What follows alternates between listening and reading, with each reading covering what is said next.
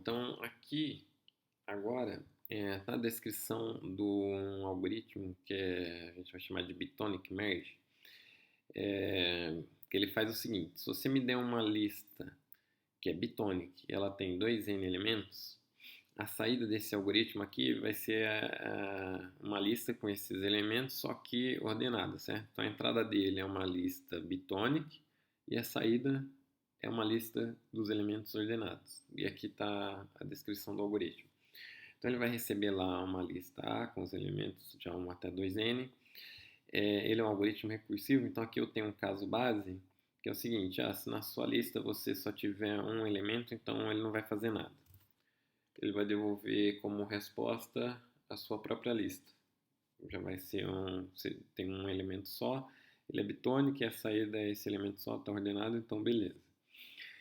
Se não, aí eu vou entrar nesses outros casos aqui, certo?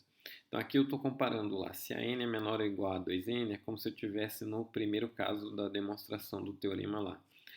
Aí eu sei que na minha lista L1 eu vou ter sempre os elementos AI, na lista L2, que são os máximos, eu vou ter sempre os elementos AI mais n, certo?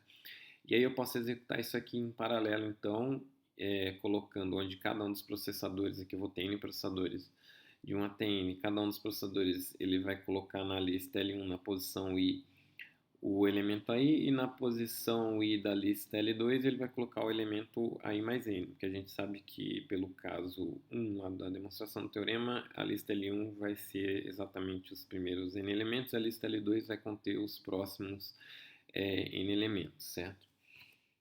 Se não, aí isso aqui é o que a gente tem no caso 2 da demonstração do teorema lá. E é uma coisa que eu posso fazer em paralelo também. Eu tenho N processadores, cada um deles vai comparar dois elementos, certo? O AI mais N, e vai fazer alguma coisa baseado em quem é o menor ou o maior elemento entre esses dois, o AI mais N. Então, cada um dos processadores I, ele vai comparar lá o elemento AI com AI mais N.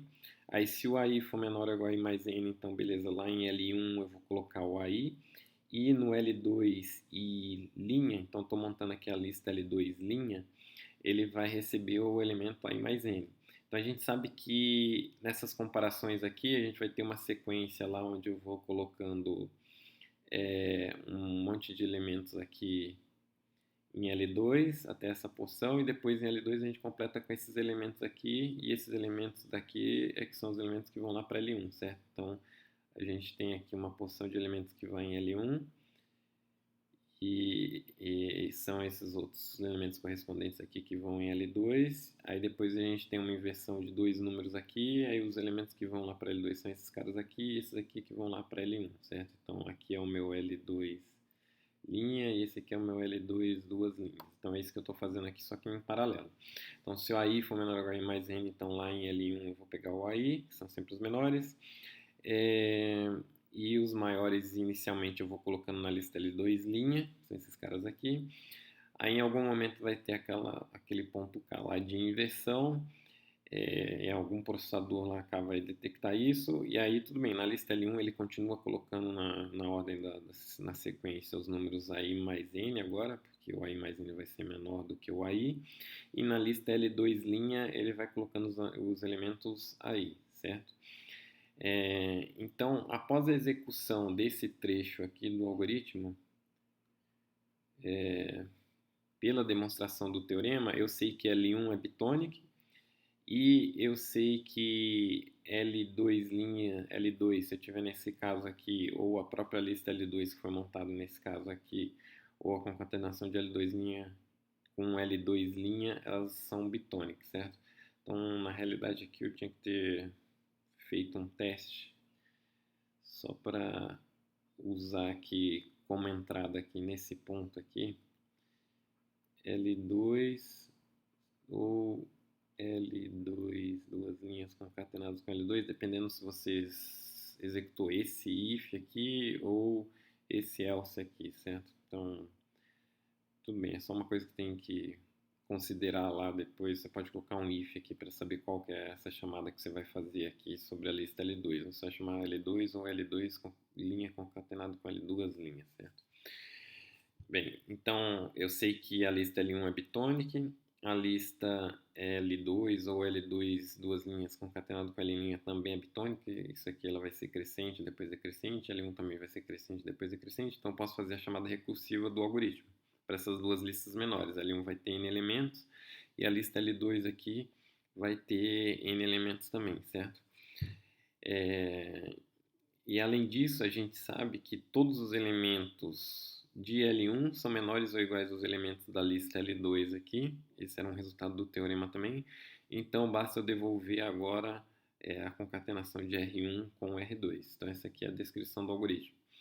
Bem, aí, por que esse algoritmo aqui funciona, né? Se a gente quiser analisar lá um pouco da corretude, eu não vou fazer a prova formalmente aqui, mas vocês podem fazer como exercício, utilizando, por exemplo, indução no tamanho de A, no tamanho da sua lista A, certo? Então, se a sua lista tem um elemento, então esse aqui é o caso base, então beleza, o algoritmo funciona. Ele devolve a lista ordenada. Então, se você for lá fazer a demonstração, então você faz o caso base, ok, porque só tem um elemento, então ele devolve a lista ordenada que só tem um elemento, então funciona. Aí no passo, você assume que o algoritmo funciona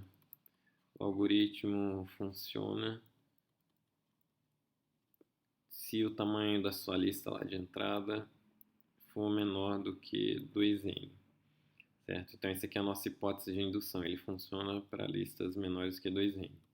E aí no passo você vai assumir então que o tamanho da sua lista tem 2n elementos, e aí você tem que mostrar que ele funciona corretamente. Aí por que ele vai funcionar corretamente, certo? Então, se ele tem mais do que um elemento, então ele tem 2n elementos, é maior do que um, então ele vai executar esse trecho do código aqui, certo? E aí, pelo teorema, a gente viu que ele vai separar a lista original A em duas listas L1 e L2. Ele vai criar duas listas lá, L1 e L2, que são bitônicas. São bitônicas. Essas duas listas aqui são bitônicas, né? Elas são listas que são crescentes, depois decrescente. Do jeito que a gente criou elas aqui, elas vão satisfazer isso aí. Aí tudo bem. Então, além disso, essas duas listas aqui, elas são menores do que a lista A, certo? Eu sei que o tamanho de L1 é igual ao tamanho de L2, que é igual a n elementos. Cada uma delas tem exatamente n elementos. Então, por hipótese de indução, essa chamada recursiva aqui, ela está executando o Bitonic Merge sobre uma lista bitônica com menos do que 2n elementos, então ele vai me devolver a lista L1 ordenada. Então, R1 é L1 ordenado por hipótese de indução. E a mesma coisa para a lista L2. Então, aqui eu estou fazendo uma chamada recursiva para a lista L2, que tem menos do que 2n elementos, e é uma lista bitônica, ela é crescente, depois decrescente.